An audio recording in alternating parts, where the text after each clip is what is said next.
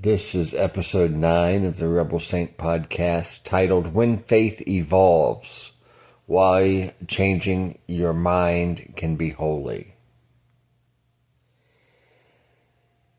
I'm Sister Abigail, founder of the Order of Franciscan Clarions. And if you've ever been told that asking questions is dangerous, if you've ever been afraid your faith was slipping away, or if you've looked back at what you believed years ago and wondered whether you've somehow failed, this episode is for you. Today we're talking about something many churches are afraid to discuss. We're talking about changing your mind. When I was younger, I believed that certainty was the goal. I thought mature Christians had all the answers. They knew exactly what God wanted, exactly who was right, exactly who was wrong, exactly who was going to heaven, exactly who wasn't. Everything fit into neat little boxes. Life seemed simple until life happened, and I met people who didn't fit the boxes, and I experienced suffering that easy answers couldn't explain. And I met people of other faiths whose compassion challenged my assumptions. I met LGBTQ plus Christians whose love for God was undeniable. And slowly, my faith began to change.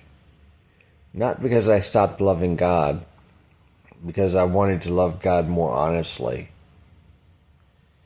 And one of the greatest myths in religion is that faith never changes.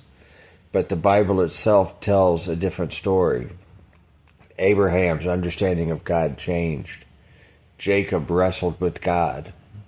Moses questioned God. The prophets challenged old ideas. The disciples misunderstood Jesus over and over again. And even Peter had to change his mind about who belonged in God's family. The history of faith is the history of transformation.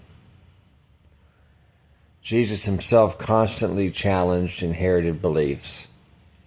You've heard it said, but I say to you. And those words weren't just clever teaching. They were invitations to rethink everything. Jesus wasn't afraid of growth. As a matter of fact, he expected it. Sometimes people ask me, Sister Abigail, do you still believe everything you used to believe? And my answer is no, and I'm grateful for that. If I believed exactly what I believed 20 years ago, I probably wouldn't have learned much in 20 years. And growth requires change. Think about children. A child believes many things that later prove incomplete. And we don't shame children for growing. We celebrate it. And I don't see why spiritual maturity should be any different. Faith isn't about protecting yesterday's opinions. It's about remaining open to tomorrow's wisdom. And that doesn't mean believing anything and everything. It means remaining teachable, remaining humble, remaining curious. One of my favorite ideas from progressive Christianity is that the opposite of faith isn't doubt. The opposite of faith is refusing to seek. And doubt can be holy, and questions can be prayers, and curiosity can be worship.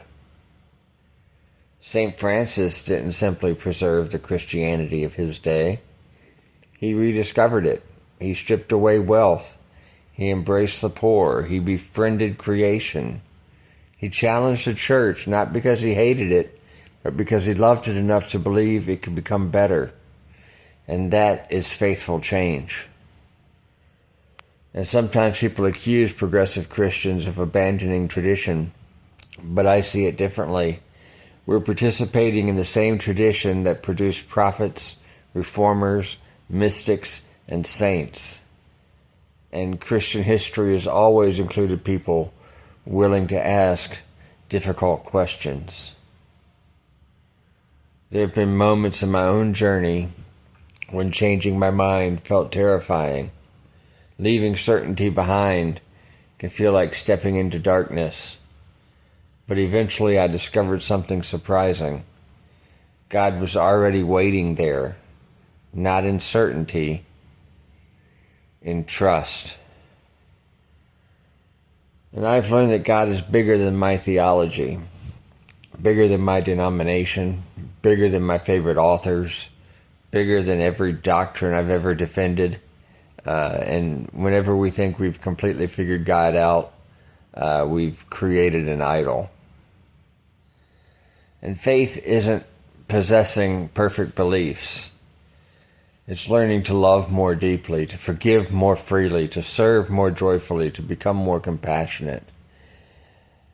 If your beliefs become more loving over time, that's spiritual growth.